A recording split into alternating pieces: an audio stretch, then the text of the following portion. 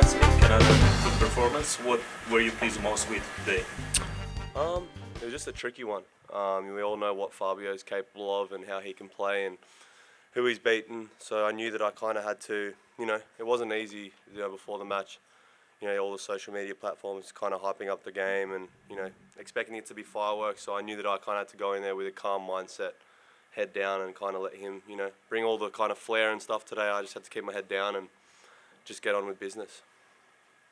Any question? Please raise your hand and name and affiliation. Thank you. Hi, Simon Briggs, Daily Telegraph. You seem to be moving really well at the moment. I mean, have you been spending more time in the gym, or is it scratch basketball, or just tennis? How is that happening? Well, I was able to actually get, last year on tour, I wasn't able to travel with my physio.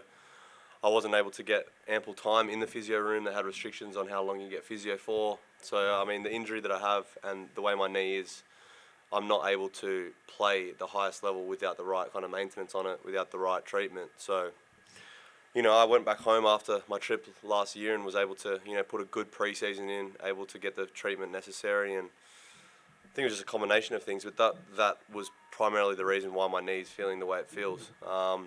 But also, I think I've just been, healthier.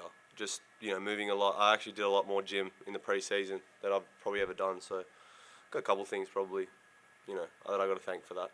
Can you put a figure on how many hours a day you have to do on the knee to get it right? Treatment-wise, I need at least an hour a day on it, at least.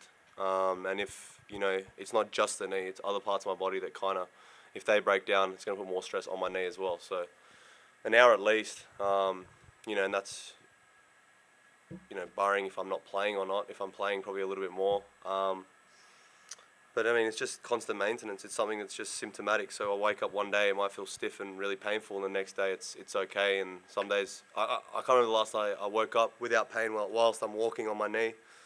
So it's just something I'm just going to have to manage and deal with.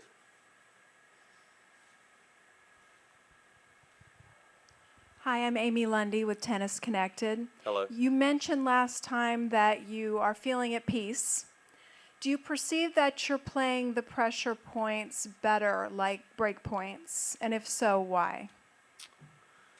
I feel like I've always played big points well in my career. Early on, I guess that's why I transitioned so fast to the top of the sport, was because I played those big points well. But I definitely feel like more often than not, for most players, if they're feeling at peace off the court, they're probably more feeling mentally clearer on the court and being able to process high pressure situations better. So yeah, I would probably say that as of now, when I'm in those high pressure situations and the break points are coming, I look at my team and I find motivation and peace in playing those big points, and I definitely put more into those points effort wise.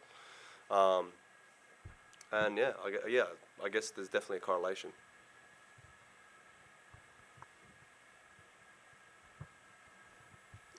Nick, I haven't seen you since in fact, I didn't see you at the Australian Open because I wasn't there.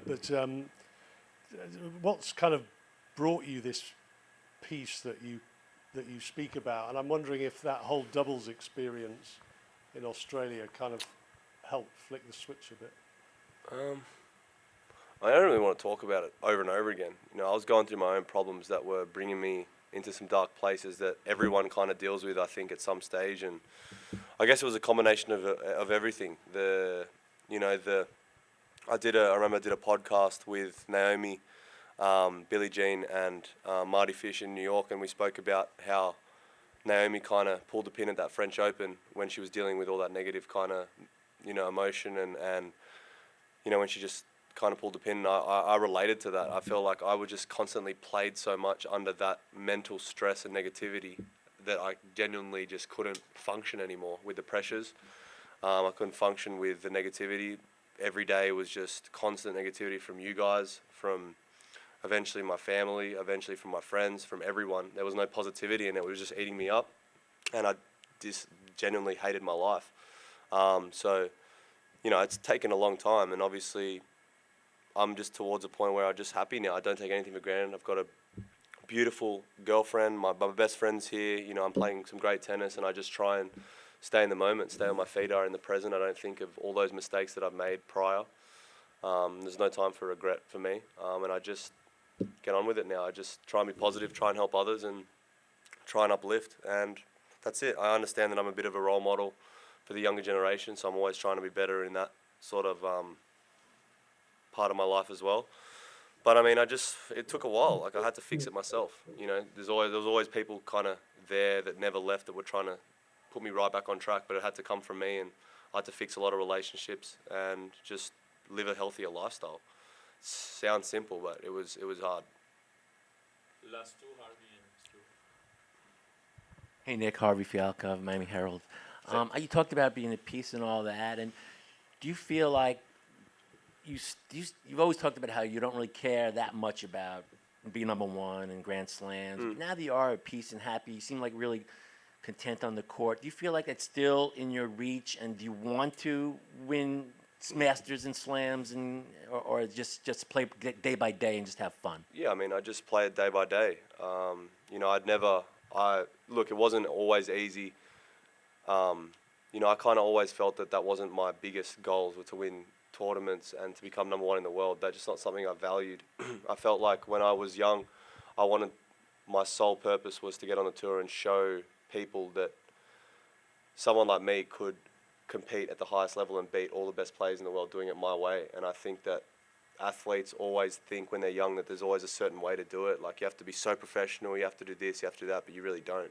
I think I've paved the way, and I think that's why a lot of people relate to me on the court, because they're saying, well, if this kid can do it, then they start believing. But it wasn't an easy conversation to have. Like, I had to look myself in the mirror and say, well, are you actually really okay with not winning these tournaments, something that you've dedicated your whole life to? And I was okay with that. Like, it was hard, but that's just not me. But no, it's a matter of perspective for me. Like, I've lost loved ones that I'm not going to get back. My mum has been in and out of hospital. Like, it's not a big deal for me if I lose a tennis match. Do you know what I mean? Like, it's not really a big deal. Would you rather entertain than maybe win? No, I mean, I'm a competitor at heart, don't get me wrong. Like, I'm not going to get to the top of the sport and achieve what I've achieved if I didn't care about winning. Like, I love winning. I think everyone does. I think everyone who doesn't like winning they probably lose more often than not.